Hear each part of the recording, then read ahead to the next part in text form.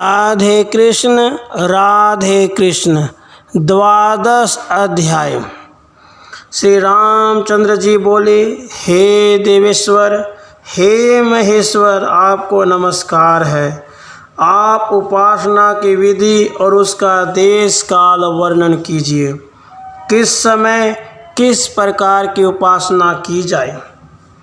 हे भगवान, हमारे ऊपर आपकी कृपा हो तो उपासना का अंग और नियम कहिए।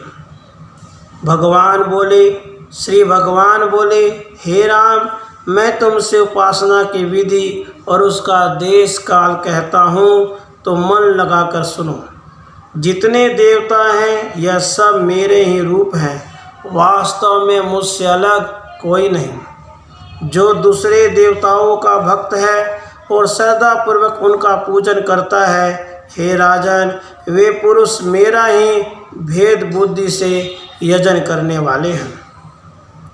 जिस कारण कि इस संपूर्ण संसार में मेरे सिवाय कुछ नहीं है, इसी से मैं सब क्रिया का भोक्ता और सबका फल देने वाला हूँ। जो पुरुष विष्णु, शिव, गणेश आदि जिस भाव से मेरी उपासना करते हैं, उसी भावना के अनुसार उसी देवता के रूप में मैं उन्हें वांछित फल देता हूँ। विधि से अविधि से किसी प्रकार से हो, जो मेरी उपासना करते हैं उनको मैं प्रसन्न होकर फल देता हूँ, इसमें कोई भी संदेह नहीं है। यद्यपि वो दुराचारी हो, परंतु वह अनन्य होकर मेरा भजन करता है, उस पुरुष को साधु ही मानना चाहिए और पुण्यवान है। यह भक्ति की महिमा दिखाई है, परंतु यह निश्चय जानना चाहिए, अनन्य भक्ति वाला किसी प्रकार दुराचारी नहीं हो सकता। कारण कि अनन्य भक्ति का और स्थान में मन जाता ही नहीं। जो एक निष्ठ होकर, एक निष्ठ बुद्धि रखकर जीवात्मा परमात्मा को एक ही रूप जानता है, अर्थात जीव रूप भी मेरे को ही जानता है और अनन्य बुद्धि से मेरा भजन करता है, उसको पाप स्पर्श नहीं करता। बहुत क्या, उससे ब्रह्म हत्या भी स्पर्श नहीं करती। उपासना की विधि 4 प्रकार की है: संपत, आरोप, संवर्ग और अध्यास। अल्प वस्तु का भी गुण योग से, मन की वृत्ति से, अनंत गुणों की भावना से चिंतन करना, जैसे कि मूर्ति में अनंत गुण विशिष्ट शिव तथा विष्णु का ध्यान करना, इसका नाम संपत है।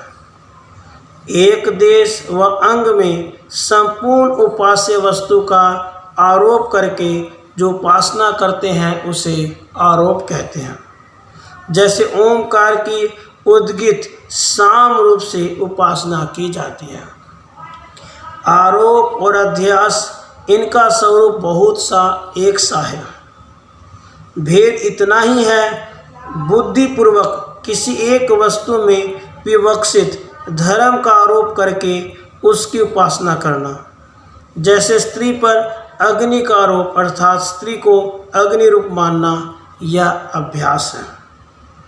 कर्म योग से उपासना करने का नाम संवर्ग है, अर्थात संपूर्ण भूतों को उपासना के योग से वश में रखना। जैसे प्रलय काल में संवर्त नामक वायु अपनी शक्ति से सभी भूतों को वश में करती है। गुरु से प्राप्त हुए ज्ञान से देवता में और अपने में भेद न मानना और अंतःकरण से देवता के समीप प्राप्त होना, अंतःकरण से ही सब पूजन कल्पित करना, इसका नाम अंतरंग उपासना है। और इसके बाद दूसरी विधि से बहिरंग उपासना कहलाती है। तब इस प्रकार किसी की उपासना करना और कहाँ तक करना, किसी भी देवता की उपासना करते हुए ध्यान से उस देवता के स्वरूप का जो ज्ञान होता है, उस ज्ञान को विजातीय ज्ञान से शिव का ध्यान करते हुए कामिनी के ध्यान से मध्य में विक्षिन्न होकर व्यवधान रहित ज्ञान परंपरा से निधिध्यासना द्वारा ध्यान योग देवताओं में अपनी बुद्धि लगाकर एक रूप का साक्षात्कार होने का उपासना करते रहना चाहिए। संपद आदि जो 4 उपासना वर्णन करी है, यह दृढ़ बुद्धि की उपासना तथा उपासना की परम अवधि है। और सगुण उपासना इस प्रकार है कि मूर्ति की उपासना करने के समय उसके प्रत्येक अंगों में अक्षय दृष्टि लगाकर उपासना करनी। इस उपासना के अंगों को श्रवण करो। उपासना के योग्य देशों का कथन करते हैं कि तीर्थ और क्षेत्र आदिकों में ही जाने से उपासना होगी, यह विचार न करें। क्षेत्र आदिकों में जाने की श्रद्धा त्याग दें और जहाँ अपना चित्त स्वच्छ और एकाग्रता युक्त हो जाए वहीं सुखी से बैठकर उपासना करें। कंबल, मृदुकपाश, वस्त्र अथवा मृग चरम पर स्थित होकर एकांत देश में स्थित हो, समान गिरवा और शरीर को शरण करके विधि पूर्वक भस्म धारण कर और संपूर्ण इंद्रियों को रोककर तथा भक्ति पूर्वक अपने गुरु को प्रणाम करके ज्ञान शास्त्र द्वारा ज्ञान की प्राप्ति के निमित्त भक्ति से प्राणायाम करें। जिसका अंतःकरण मूढ़ और विवेक शून्य है, उसकी इंद्रियां दुष्ट घोड़ों के समान है। जैसे दुष्ट घोड़ा सारथी के वश में नहीं आता, वैसे ही दुष्ट इंद्रियां उनको वश में नहीं आती। और जो ज्ञान संपन्न है, उनके यत्न करने से संपूर्ण इंद्रियां मन के सहित वश में हो जाती हैं। जिस प्रकार सुशिक्षित अश्व सारथी के वश में हो जाता है। जो विवेक शून्य, चंचल चित्त, बाह्य और अंतर सोच से हीन और अनुभव ज्ञान रहित है, वे उस स्थान को नहीं प्राप्त होते, परंतु निरंतर संसार में भ्रमण करते रहते हैं। जो ज्ञानी स्थिर चित्त, बाह्य आभ्यंतर पवित्रता से युक्त है, वे उस स्थान को प्राप्त होते हैं जहाँ से फिर आना नहीं होता। जिसका विज्ञान रूपी सारथी मन रूपी लगाम धारण किए है, इंद्र रूपी घोड़े जूते शरीर रूपी रथ में जो बैठा है, वह संसार रूपी मार्ग से पार हो परम पद मोक्ष स्थान में पहुँच जाता है। हृदय कमल काम आदि दोष रहित, सम आदि गुण संपन्न, स्वच्छ और शोक रहित करके उसमें मेरा ध्यान करना उचित है। जो अचिंत्य स्वरूप सीमा रहित है, जिससे श्रेष्ठ कोई दूसरा नहीं है, जो नाश रहित कल्याण स्वरूप आदि अंत शून्य पर शांत और सबका कारण है। सर्वव्यापक सच्चिदानंद स्वरूप रूप रहित उत्पत्ति शून्य आश्रय युक्त मुझ ब्रह्म रूप को शुद्ध स्फटिक मणि के समान शरीर और अर्धांग में पार्वती को धारण किए, व्याघ्र चर्म ओढ़े, नीलकंठ, त्रिलोचन, जटाजूट धारण किए, चंद्रमा सिर पे धरे, नागों का यज्ञोपवीत पहने, व्याघ्र चर्म का ही दुपट्टा ओढ़े, सर्वश्रेष्ठ भक्तों के अभयदाता, पीठ की ओर के ऊंचे, दोनों हाथों में मृग और परशु धारण किए, सब अंग में विभूति लगाए, संपूर्ण आभूषणों से भूषित, इस प्रकार से आत्मा की अरणी और प्रणव को उत्तर अरणी करके उसका मथन करता हुआ मेरा ऊपर कहे अनुसार ध्यान करे तो यह मेरा साक्षात्कार पाता है। जब यज्ञ को करता है तब अग्नि के निमित्त खैर व सम्मी की 2 लकड़ी ले ऊपर नीचे रख अग्नि के निमित्त उसे मथते हैं। वेद वचन और शास्त्रों के वचन से मुझे कोई पा नहीं सकता, परंतु जो एकाग्रचित्त से सदैव मेरा ध्यान करता है, मैं उसे प्राप्त होता हूँ और उसे फिर त्याग नहीं करता। जो पाप से प्रांगमुख नहीं, जिसकी तृष्णा शांत नहीं, श्रवण मनन निधिध्यासन से जिसका मन समाधान नहीं है, जिसका मन चंचल है, ऐसा पुरुष केवल शास्त्र के अध्ययन से मुझे प्राप्त नहीं कर सकता।